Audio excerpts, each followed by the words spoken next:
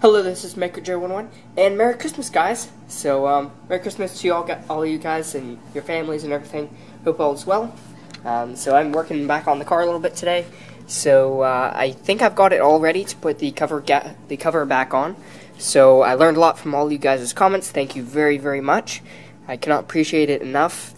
It's just amazing that you guys comment so fast and are so helpful. It's just awesome. So thank you all very much. So a couple things I learned are that you do not want to clean this with like a wire brush or any sort of like a metal spatula. I was using this metal one before.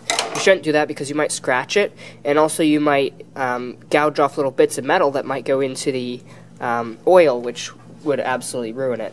And same with the wire brush. If like a one of the little hairs off of the wire brush go in there, you could ruin your engine. So that's why you should not use wire brush. I did not use wire brush on this part. I was only using it on that, but still on that, bristle could get caught somewhere in there and you wouldn't see it, and then it could fall off in the engine and just ruin stuff.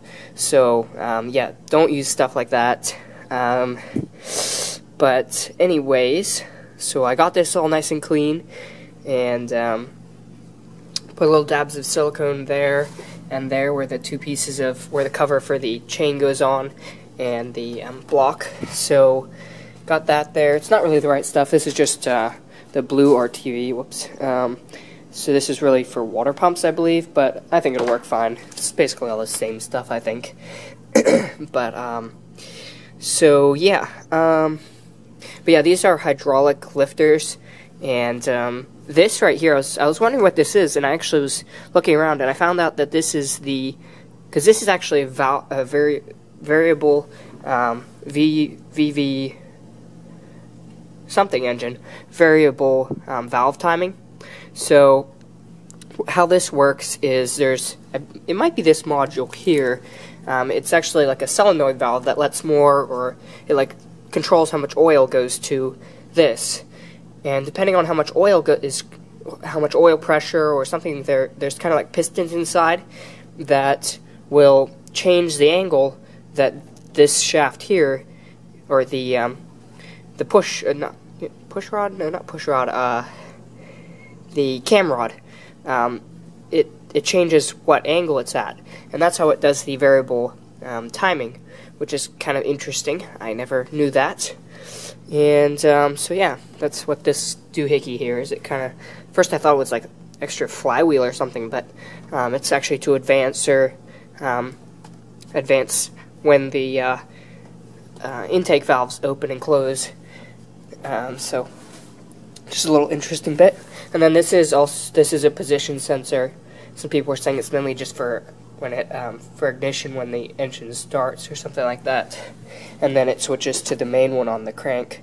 But so yeah, but it looks pretty good. I'd say that it probably didn't have oil or the previous owner didn't change the oil nearly often enough, because our Toyota Sienna, I just screwed off the oil cap and I looked in and it's really clean in there. It has the same amount of miles as this. So whoever had it before, it certainly didn't change the oil often enough.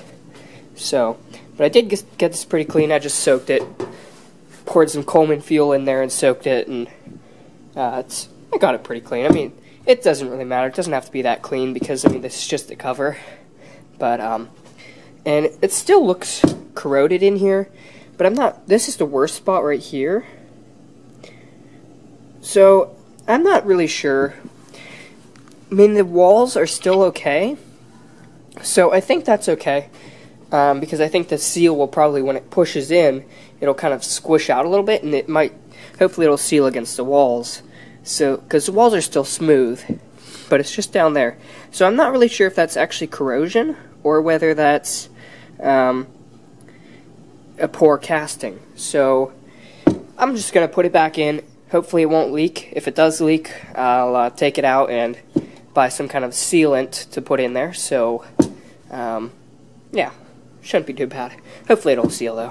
So, but yeah, I cleaned it up nice, and it looks pretty good. So now I think we should just put it in, and I have the seal here.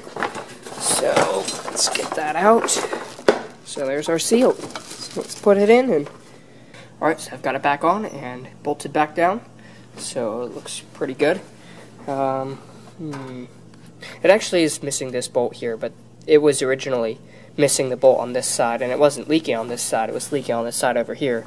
So, but it was like that when I bought it, so I should probably buy a bolt for there, but I don't know. So now we just gotta hook everything back up, put the spark plugs back in, hook up the hoses and spark plugs, and then we can give it a test drive and see if it leaks or not. Alright, so it's all back together. Everything's back and hooked up, so it should work. Now I just gotta test drive it for a little while and see if it leaks any more oil. So yeah.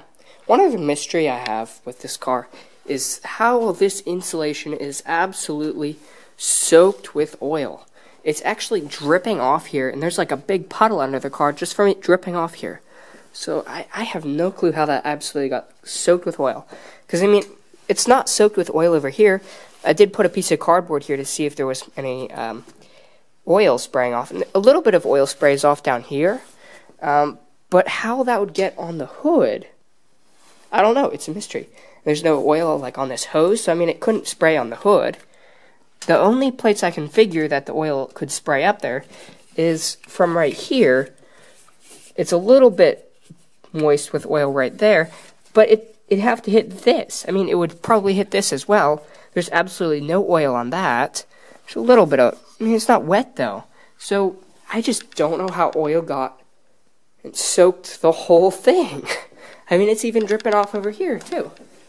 It's absolutely soaked. All I can figure is that somebody like left the oil cap or something off for a while, and it just soaked the insulation with oil. I don't have a clue. It's just weird, but yeah, it's absolutely soaked with oil. So, but yeah, guys, Merry Christmas. So look for more videos. That's about it, guys. Thanks for watching.